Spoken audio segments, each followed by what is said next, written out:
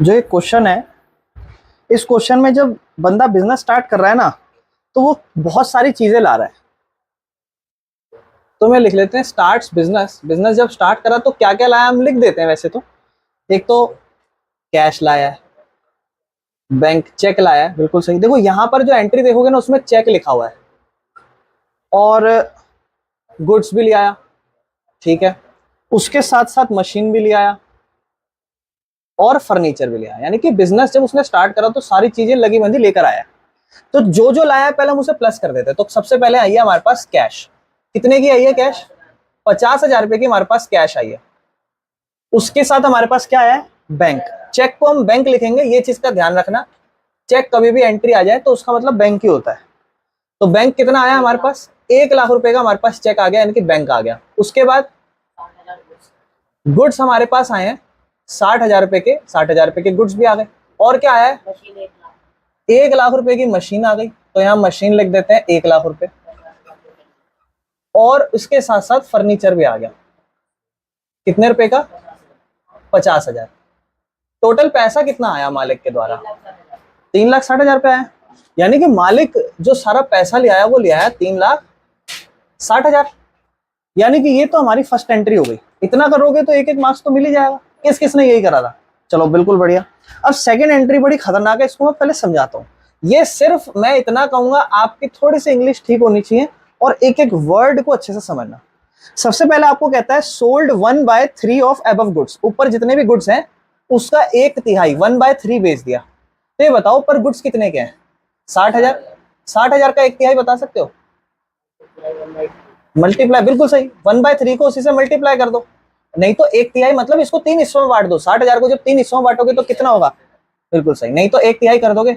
यानी कि इतने के गुड्स बेचे हैं और इसको भी बेचा है 10% प्रॉफिट ऑन कॉस्ट। ये इसकी कॉस्ट है। इसकी कॉस्ट का 10% कितना होगा? 10% निकालने के लिए कुछ मत करो, पीछे की एक संख्या हटा दो। कितना हो गया 10%? ये चीज ध्यान रखना, जब भी 10% निकालो पीछे की संख्या कितना। यानी कि 22,000 रुपए में बेचा है। ये हमारी कॉस्ट है और इतने में हमने सेल करी है। और उसके बाद भी कहता है इसकी हाफ पेमेंट। अब ये बताओ, पैसा इतना आना चाहिए, हाफ पेमेंट आ गई। यानी कि इसके जब पैसा आएगा तो हाफ पेमेंट कितना? 11,000 हमारे पास कैश में आ गया। कैश ही लिखा हुआ है ना, हो सकता है बैंक भी लिखा हो, चेक भी लिखा। अगर यूं लिखा होता 11,000 चेक में आ गया, इसका मतलब क्या होता? बैंक में आ गया। तो बताओ 11,000 पैसा नहीं आया, इसका मतलब वो 11,000 क्या कहलाएगा? Expense, debtor. बिल्कुल सही, डेप्टर नहीं डेटर। क्योंकि 11,000 पे वो पैसे कल को आएंगे। क्या ये पूरा केस समझ में आ गया? अब उस पूरे केस को लिखते हैं। तो ये बताओ, थोड़ा सा इसको थोड़ा सा हमें थोड़ा करना पड़ेगा और एडजस्ट। यहाँ पे लिख देंगे। अभी पहले तो हमारे पास से गुड्स कितने का गया ये बताओ। 20,000 22,000, क्या गुड्स कितने का गया मेरे भाई?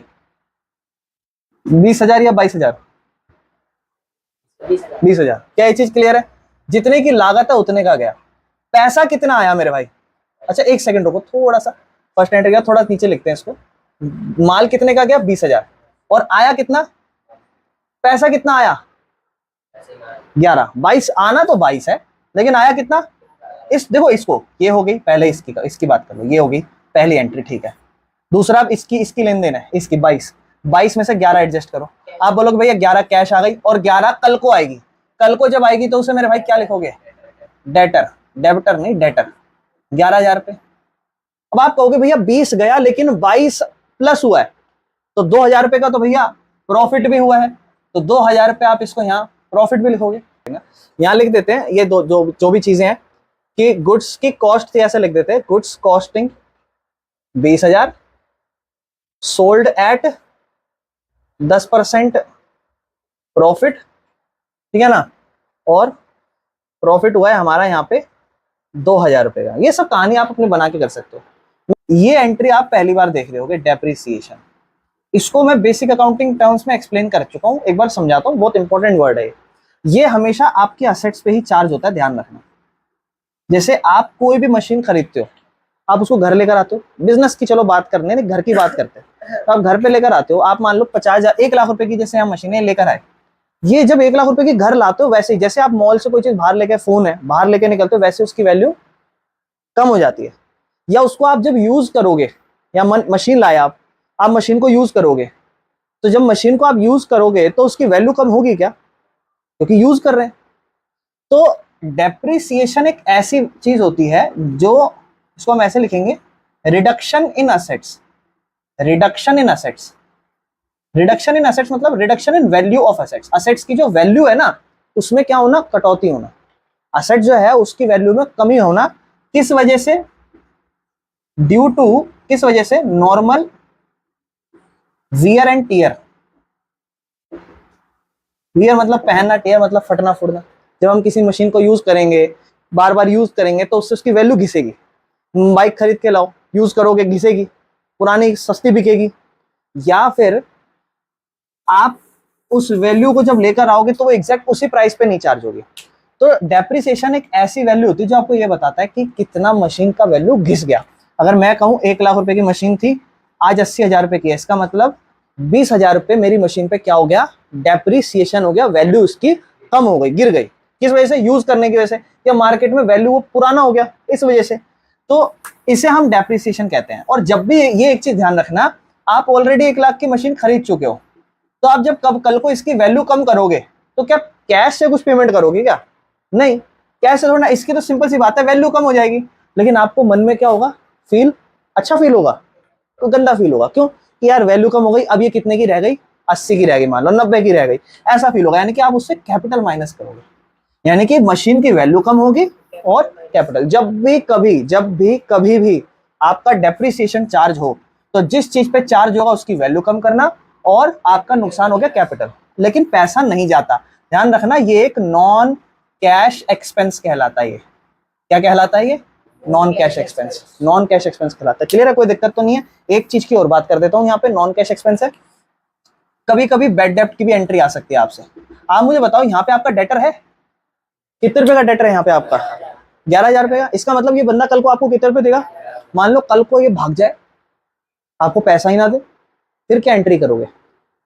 आप कहोगे भैया 11,000 तो माइनस हो जाएंगे, और भैया ये पैसे आने चाहिए थे, आए नहीं, तो 11,000 रुपए का आपका क्या हो गया?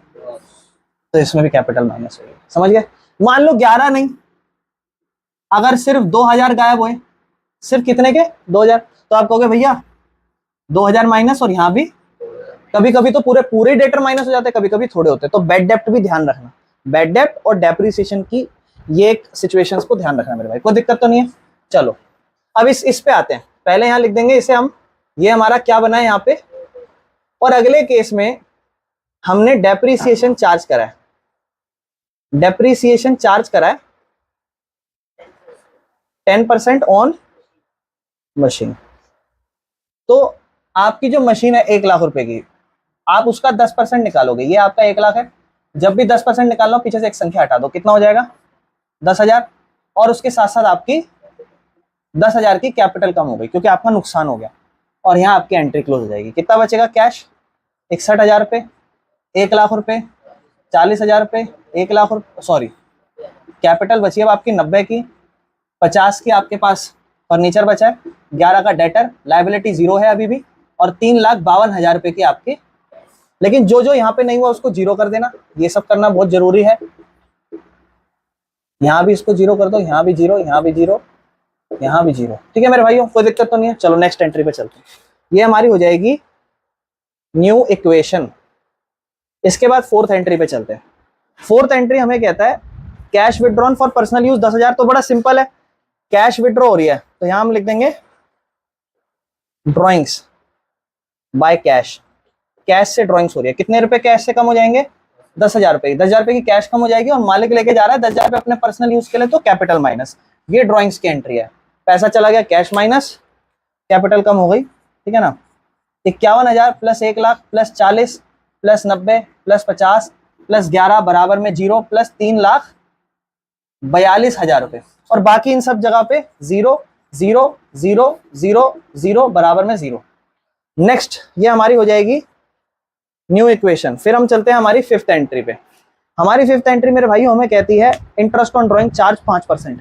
मैं ऑलरेडी आपको इंटरेस्ट ऑन ड्राइंग के बारे में बता चुका था मेरे भाई। इंटरेस्ट ऑन ड्राइंग 5% है। आप मुझे बताओगे इंटरेस्ट ऑन ड्राइंग का क्या केस हो सकता है?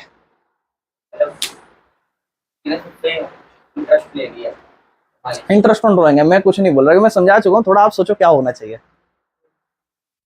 ड्राइंग क्या होता है, फिर उससे सोचो इंटरेस्ट ऑन ड्राइंग क्या होगा। मतलब कि अगर आप मालिक पैसे निकालते हैं तो बिजनेस है, बिजनेस है उससे वो पैसा चार्ज करता है। हाँ, तो बिजनेस का फायदा नुकसान, बिजनेस का फायदा तो पैसा आएगा पैसा आएगा। और कैपिटल प्लस होगी। यानी कि पहले तो आप देखो ड्राइंग कितने की हुई है, ड्राइंग अभी अभी हुई थी कितने हजार रुपए की, 10,000, और उस पे अभी अभी, क्योंकि पिछला केस था ना, बहुत से लोग कंफ्यूज हो जाते हैं, पता नहीं भैया ड्राइंग कितनी है, अभी अभी तो हुई है ड्राइंग, इससे पहले भी हुई होती तो वो भी मान लेता। तो 10,000 का 5% मुझे निकालना, तो देखो बड़ा सिंपल है, पहले तो आप 10% निकाल लो। 10% कितना होगा, 1,000, और 1,000 का 10% का आधा 5%, तो 1,000 का भी आधा 500 रुपए। क्लियर है ये चीज, ठीक है ना। अब देखो यहां आप लिखोगे इंटरेस्ट ऑन ड्रॉइंग 5%, तो कितना रुपए आ जाएगा, 500 रुपए आ जाएगा, और मालिक ला के देगा 500 रुपए, ये भी प्लस, बाकी सारी एंट्री एज इट इज हो जाएगी, कोई दिक्कत तो नहीं है। क्लियर है मेरे भाइयों, चलें आगे। इसी को मैं थोड़ा सा प्लस करके लिख देता हूँ, 51,500 रुपए plus 1,00,000 plus 40 plus 90 plus 50 plus 11 बराबर 0 plus 3,42,500 plus 0 plus 0 plus 0 plus 0 plus 0 बराबर में 0। नेक्स्ट लास्ट एंट्री, ये हमारी क्या कहलाएगी, new equation. Question number 6, last case हमें कहता है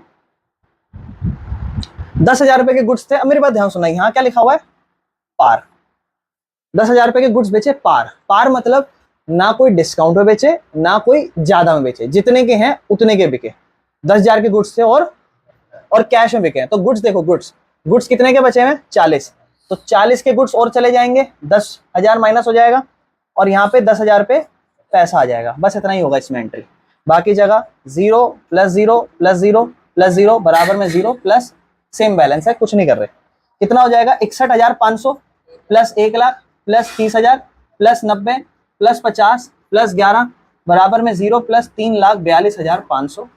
ये हमारी एंट्री, और ये हमारी कहलाएगी न्यू इक्वेशन। और यहाँ हम लिख देंगे कि हमने क्या करा है, यहाँ पे हमने गुड्स बेचे हैं 10,000 रुपए के। यहाँ पे हमने 2-3 चीजें अच्छी समझी है, जैसे एक तो बैड डेब्ट की कहानी और एक डेप्रिसिएशन की कहानी। क्लियर है मेरे भाइयों, कर लो इस क्वेश्चन को।